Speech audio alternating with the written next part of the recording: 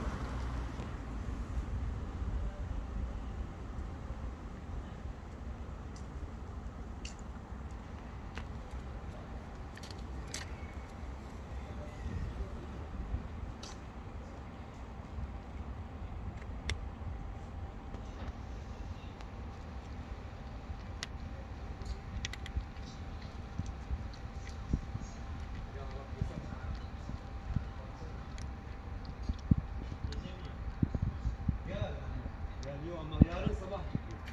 7 ya. Erken Ezmi. Saat 11, 12 Kaçta çıkıyor? buldu. Kaçta çıkıyor? 7. 2 saat. Ya ben dedim bugün gel. O diyor rahat yani. Hayır, 2 saat. İzmit burası 2 saat. Ahmet.